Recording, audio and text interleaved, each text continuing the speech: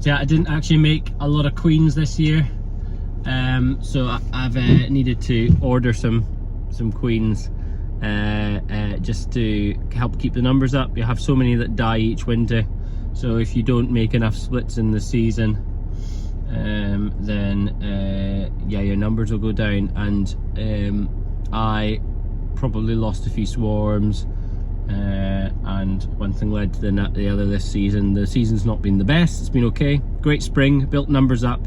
Terrible summer. Probably lost more than I made in the summer, so my numbers are a bit low.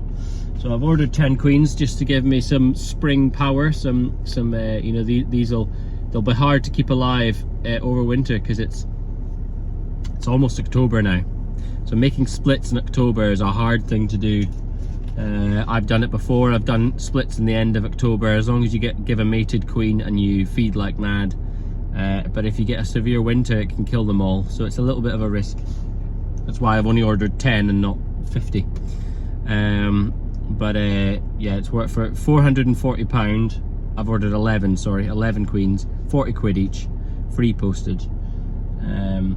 So yeah, it's an investment for next season. They're relatively dark. They're not blonde bees, that's for sure. But these are locally mated in Perth. You can't really get very many diseases from buying in queens, but you know, it's certainly less likely to buy anything in unwanted. But that's really nice. I'm having to do this without smoke, which isn't great. Very frustrating. It's exactly what you don't want to do, but I've sat here looking for a lighter for forever. But essentially what you want to do is get your queens ready. This one's queen right, so I'm going to basically chop the bottom off of each one, and then pop them in with that bottom facing down. If you face it the other way, the goop melts. It melts off of onto queen and kills her. So it has to be facing that way in the hive, like that, so they eat up and then release her. So let's get cracking. Actually okay without smoke, less disturbance. But you watch, you just take the lid off like that, and the quicker you are, the better. This is a bit light, this will need support. Basically, you want to put that down there. So you want it where the bees are. I'll crack that open, get a gap in there, stick that down with a fondant facing down the way, just like that. You want to squeeze the frames together so it doesn't drop. The time I've had queens being rejected is when it's dropped down. The less bee deaths, the better. So if you've got a bit more time, to make sure you aren't squishing any bees when you put lids back on. That was okay. I don't think I squished any bees, but the less deaths, the better when you do it. Because, so that's about the absolute minimum that you want. You know, these guys are going to go downwards, so I'm going to need to add frames of brood. It's not for the beginner, this method. You know, making splits this time of year is really not for the beginner. Fondant facing down, squish it in there right at the top, move these frames, and the more vibrations I make, the more these bees are going to respond, start going into protective mode, and it also increases their chances of rejecting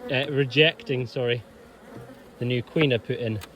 So basically the least disturbance the better, and just trying to get those frames lined up. You know, they'll be much happier now that they've got their queen. They've been queenless for about 3 days now. And they've got no brood. I forgot to mention that. But if you do this with actual brooding, they'll reject the queen. So you need to go through and make sure there's no eggs for them to make. So I've left all the eggs in the original hive. And I do it this way because I can go back in a week's time and add in frames of brood, which means that they'll then grow. So you got to give them enough bees, but no brood. nothing that they can make queens from, so they're what's called hopelessly queenless. They've got no chance of making their own queen, which they prefer. Many people think bees are clever and they know that winter's round the corner. It's sunny today. They do not know that winter's round the corner.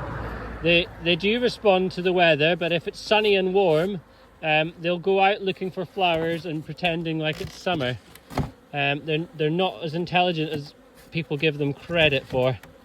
They can sense the days getting shorter, but again, they can't read the time. They've got no calendar. So, just because it's getting late in the season, they'll still try and rear a natural queen rather than this queen that I'm giving her. This is an unnatural queen. So you've got to make this queen seem their best option.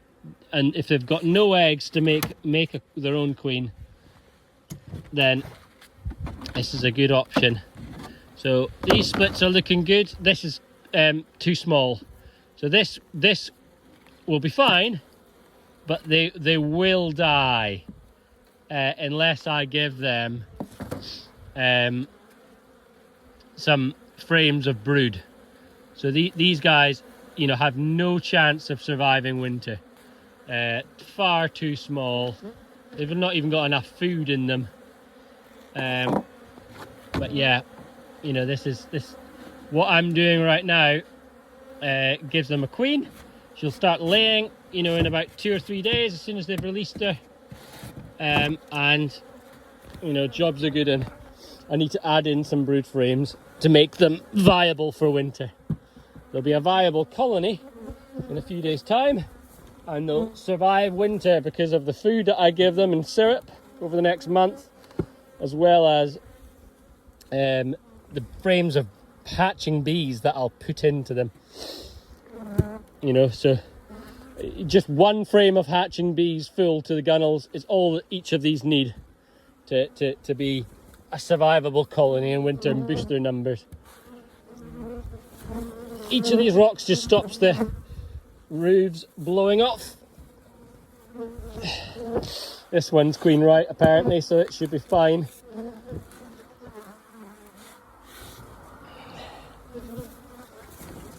Oh, these already have rocks on them. There we go, and we've got 1, 2, 3, 4, 5 left for another apiary. We'll do that after picking the kids up from school. Good, glad that job's done.